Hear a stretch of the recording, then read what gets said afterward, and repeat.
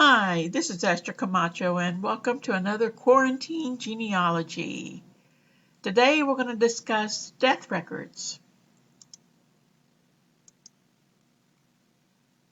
We're going to concentrate mainly on state death records, mainly Texas, and other options that you might have if you can't find a death certificate out there or any type of death record.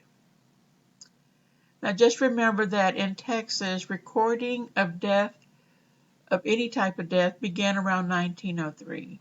But it really didn't take until years later when counties and cities started really documenting those that had passed away. So you will have some missing records, some that just never got reported. Now, when you look at a death certificate, just remember it is both a primary and a secondary source. Primary, that it's got some information that's factual, that's valid, that's concrete, versus that you're going to have to verify. So can the document be trusted? It can, but not totally. So when you're looking at a death certificate, normally the first top portion of it, a place of death, is usually correct. It's got the county and the city, the name of the deceased, and on the right it's got the registrar's number. They all should have that.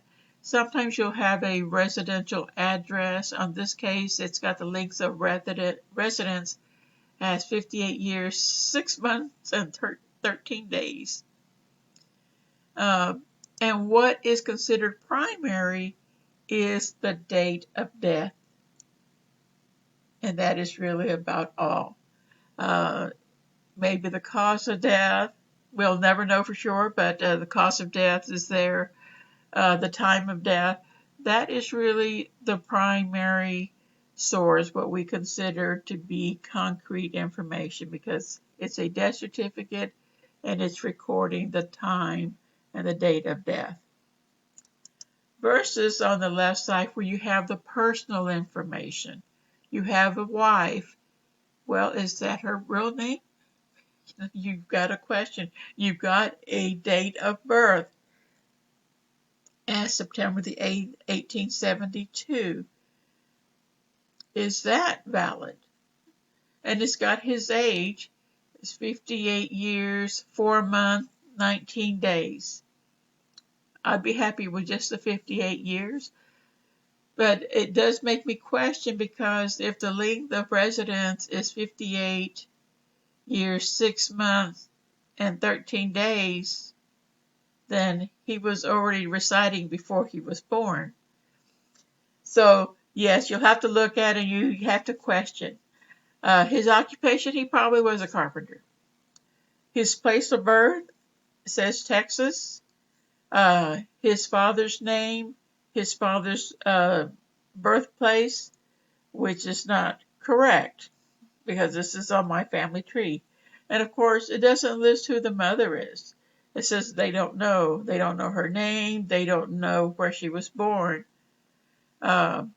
And the informant below, it says it's a family member. I don't know if this is a son or a cousin or a brother. So we're not sure who's actually given this information, but they didn't remember who his parents, who the deceased parents were. And off to the right and toward the bottom, it's got the place of burial or removal. And that's pretty disappointing because you want to know where they're buried. And it doesn't have a date of burial. We have the undertaker as a Skinner, the Skinner Funeral Home that's around. But it doesn't tell you the date of burial. Most likely, since this was in 1931, he was probably buried the next day. It's not till more recent times where they hold the deceased maybe 2-3 days, maybe even longer now. But in the early part of the century, it was usually they were buried the next day. And in rare cases, the same day. It all depends on the situation. Compare that death record with what you see in the cemetery marker, you know, and or the funeral home. You can go to the funeral home and ask to look at the record and ask for the information on there, and so that way you can use it to figure out, to compare and figure out what is correct. Now, the marker here has the same information. It's hard to read on the screen, but it has the exact same information as what's on the death certificate. But even then, the marker you still have to verify because you want to make sure that what was put on there is actually correct. Now, this one is probably a very challenging record to look at because it has very little information to go by. Of course, we have the county and the city, and we have the name of the deceased, and the doña in front of her name means like Mrs. It's more of a respect thing, like we say Mrs. So and so. In Spanish, you say doña.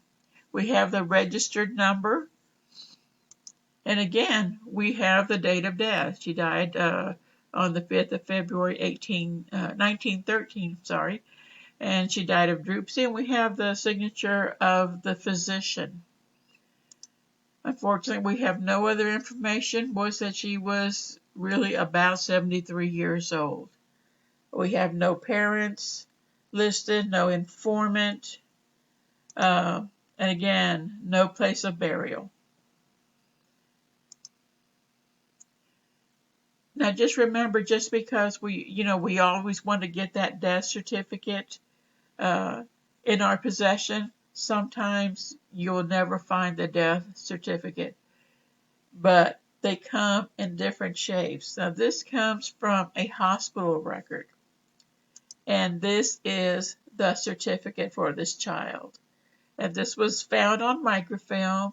By chance, I just happened to look because I knew I had some ancestors who lived in Galveston, and I was going, you know what, hospital records, let me just go through this. And sure enough, it listed one of the children in the family that she died. She was 7 years old, and she died on the 22nd of September of 1900. That was maybe about 2 weeks after that great hurricane of 1900 that hit Galveston. She suffered from tetanus, so I figured she must have gotten injured during that hurricane, because I knew they were there at that time. And this is the only certificate that I found on her.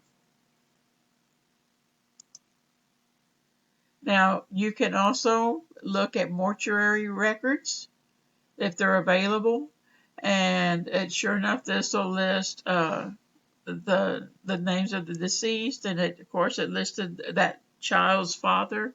He died a few years later after her, and so there was no death certificate in existence, but I was able to find this report, and this is what I consider his death certificate. Other options that you might have when you're out there trying to figure out, when a person passed away, go and interview family members again. Just remember that information may not be reliable. You might need to try to press them to give you a more specific year. If they tell you, well, they died 25, 30, 40 years ago, well, can you kind of tell me what year? What happened during that time? Do you know of some news that happened when they passed away? Oh, yeah, there was that fire at the fire department. It was a big fire. Everybody went out there to try to put it out. Then you can kind of narrow it down as to what the time frame is. You'd really want to shorten it because it's tough to try to narrow it down when everything's very vague. So you can re-interview family members and just try to get them to narrow it down for you. Other options, again, look at the cemetery and look at the markers. Look at that information and see if you can verify it. That may be your only clue to a death, and you may have to use that death date or that birth date that's there as your information, because that's all that is out there.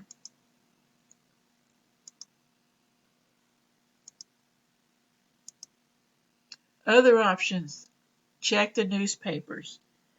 You want to find some sort of obituary or a death notice or some sort of news article uh, regarding whoever you're looking for.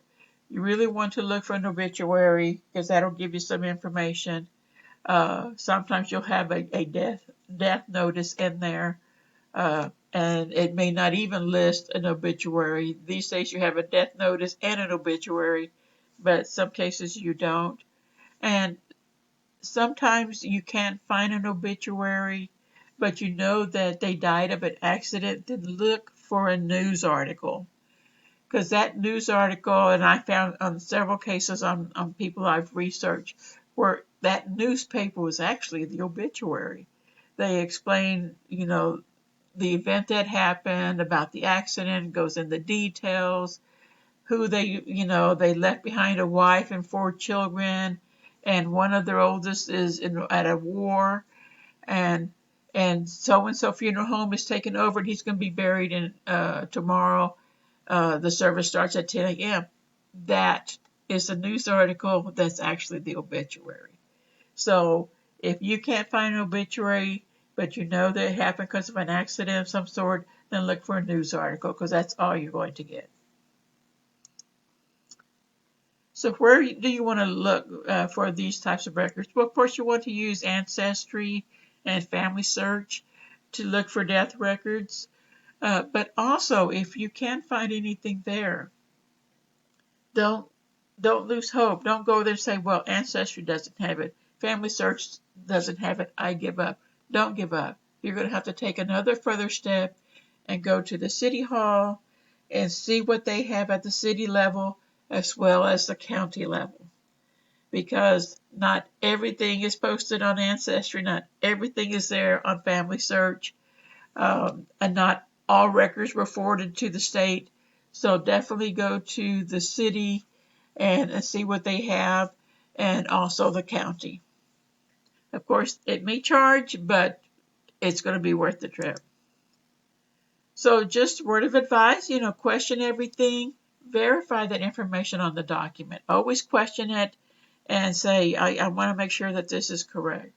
Again, if you have any questions, please ask. Visit my MPL subject guide just by going to McAllenLibrary.net. Go to subject guides and go all the way down to genealogy. Once you're there, you can look at the other tabs of what I have. And if you missed any of my previous lessons, you can go to the virtual lessons tab and listen to those recordings again. Again, if you have any questions, don't hesitate to reach out to me, or you can just click on email and email me, and I'll see what I can do to help. Thanks for watching, and make sure to add a comment below and like us on Facebook. So next time on Quarantine Genealogy, let's talk about working with Hispanic death records. See you then. Bye.